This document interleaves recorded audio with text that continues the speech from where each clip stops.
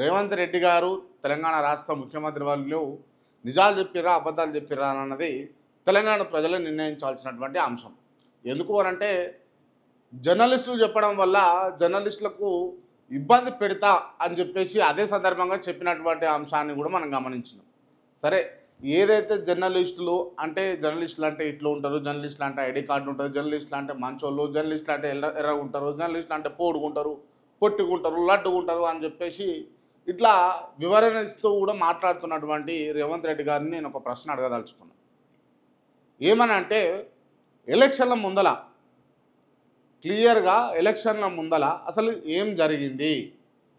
కాంగ్రెస్ పార్టీకి ఉస్మానియా విద్యార్థులతో పాటు ఎంతమంది జర్నలిస్టులు సపోర్ట్ చేసిర్రు? కాంగ్రెస్ పార్టీకి ఉస్మానియా విద్యార్థులతో పాటు ఎంతమంది జర్నలిస్టులు సపోర్ట్ చేసిర్రు? అప్పుడు ఎందుకు ఈ వేరియేషన్ గుర్తు రాలేదు అని చెప్పేసి ఒక్కసారి గుర్తు చేయాలనిపించింది, గుర్తు చేస్తూ ఉన్నా. అండ్ రాష్ట్రంలో మీరు మాట్లాడినటువంటి బూతులు, మీరు మాట్లాడినటువంటి పదజాలంతో నాకు తెలిసి ఎవరు కూడా మాట్లాడలేదు, ఎవరు కూడా మాట్లాడబోరు. ఇప్పుడు రోల్ మోడల్గా ఒక స్కూల్ విషయానికి చూసుకుంటే స్కూల్లో ఉన్నటువంటి హెడ్ మాస్టర్ కావచ్చు, లేకపోతే ఉపాధ్యాయులు కావచ్చు, వాళ్ళు ఏ విధంగా వ్యవహరిస్తే, ఇఫ్ ఇన్ కేస్ వాళ్ళు బూతులతో మాట్లాడితే, వాళ్ళు సభ్యత సంస్కారం లేకుండా ఉంటే ఖచ్చితంగా అక్కడ చదువుకుంటున్నటువంటి పిల్లలు కూడా అదే వైఖరిలో ఉండే అవకాశం ఉంటుంది. ఈవెందో ఇంట్లో ఉన్నటువంటి ఒక గార్డియన్, ఇంటి పెద్ద తండ్రో తల్లో లేకపోతే పెద్ద అన్ననో లేకపోతే పెద్ద అక్కనో ఎవరో ఒకరు వాళ్ళకి ఇష్టం వచ్చినటువంటి లండు భాషలా మాట్లాడితే ఇంట్లో ఉన్నటువంటి చిన్నవాళ్ళు కూడా నేర్చుకునే అవకాశం ఉంటుంది.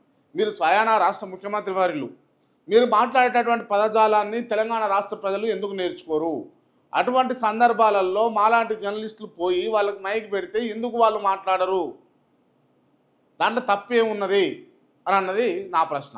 అండ్ ఇక్కడ ఎవరు కూడా ఆవేదనతో మాట్లాడుతున్నటువంటి వాళ్ళే, కానీ మనం ఏదో చెప్పడం వల్ల ప్రోగా చెప్పు అనడం వల్ల వాళ్ళు చెప్పే పరిస్థితి లేదు. ఎందుకనంటే తెలంగాణ ప్రజలు కూడా చాలా జ్ఞానవంతులు, విజ్ఞానవంతులు, లేకపోతే వాళ్ళకి స్పృహ ఉన్నది ముమ్మాటికి. అందుకోసమే ఇలా 10 ఏళ్ల పాలనలో అంతో కొంత ఇబ్బంది జరిగింది అని చెప్పేసి ఇలా మీకు ఓట్లు వేసారు. అంటే స్పృహలు ఎక్కేసిర్రా, వాళ్ళకి స్పృహ లేదు అని అంటే మాత్రం ఇక్కడ మీకు ఓట్లు వేసి దండగా అన్నట్టే. ఇక స్పృహతోటే వేసిర్రు అని అంటే వాళ్ళు మాట్లాడేది ఇక్కడ కరెక్టే అన్నట్టు. ఇక సో మీరు ఇది ఆలోచన చేసుకుంటే బాగుంటుంది. నేను ఎందుకు ఈ అంశాన్ని గుర్తు చేయాలనుకుంటున్నా అంటే, నేను ఒకసారి మీకు ఒక చిన్న వీడియో వినిపిస్తా, చూపియను కానీ వినిపిస్తా. రైట్.